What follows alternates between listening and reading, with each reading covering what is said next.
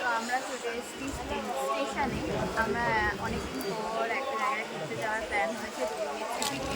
তো আমি তো আগে কিছুই জানতাম না, হঠাৎ করেই ঘুরতে যাওয়ার প্ল্যান হয়েছে।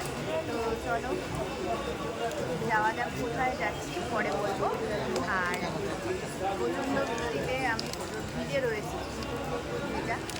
তো যাই হোক, এখন একটুখানি রোদ উঠেছে, ওখানে গিয়ে আবার দেখা হচ্ছে। দুদিনের ছুটিতে আমরা চলে গেছিলাম বকখালি ঘুরতে। আমরা বকখালির জন্য রওনা দিয়েছিলাম রবিবার, যেদিনকে প্রচণ্ড বৃষ্টি হয়েছিল। আর ভোরবেলায় ঘুম থেকে উঠতে না পারায় আমাদের সকালবেলার ট্রেনটা মিস হয়েছিল। আর সে কারণেই আমাদের ৬-৭টা ব্রেক জার্নি করে তারপর পৌঁছতে হয়েছিল বকখালিতে। শরীরটা আমার আগে থেকেই খারাপ ছিল, তারপর বেড়াতে গিয়ে আরও খারাপ হয়ে গেছিলো। সে কারণে বকখালিটা আমি বেশি এনজয় করতে পারিনি। স্যাডেন প্ল্যান হওয়াতে শরীর খারাপ নিয়েই বেড়াতে গেছিলাম, ভেবেছিলাম ওখানে গিয়ে হয়তো ঠিক হয়ে যাবে, কিন্তু হয়নি। বকখালিতে 2টোর সময় পৌঁছে আগে আমরা লাঞ্চটা সেরে নিয়েছিলাম।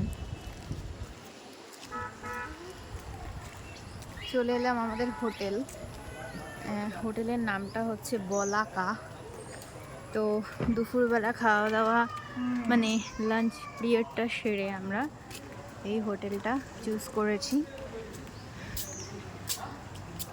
এই আমরা হোটেলে ঢুকছি।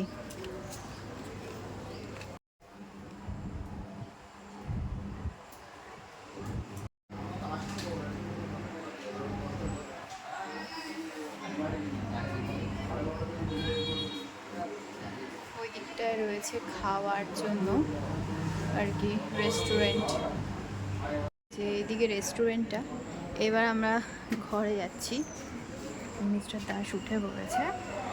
এই দেখো কি সুন্দর, সামনের দিকটা পুরো গার্ডেন টাইপের।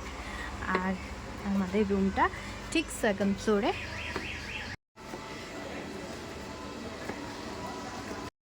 আজকে সারা দিন বৃষ্টি হচ্ছে। এসেছি মানে বাড়ি থেকে বেরিয়েছি পর থেকেই বৃষ্টি। তো এই হচ্ছে গিয়ে সামনের গার্ডেন, দেখো কি সুন্দর একটা গার্ডেন। আর আমরা না সেকেন্ড ফ্লোরে না, জানো তো, আমরা 3rd ফ্লোরে রয়েছি। তো চলো তোমাদের রুম ভিজিটটা করাই। এই যে আমাদের রুম। তাতাই এসেই টিভি দেখতে বসে গেছে। এই একটা মিরর রয়েছে, এইখানে একটা বসার জায়গা রয়েছে, আর এইদিকে একটু ভিউ আছে। দেখো এখানে পেছনে গাড়ি পার্ক করার জায়গা রয়েছে। ওয়াশরুমটা একটা গিজার রয়েছে, একটা ওয়ার্ড্রপ রয়েছে, এই নিচে লাগেজ রাখার জায়গা, এই টিভি রয়েছে।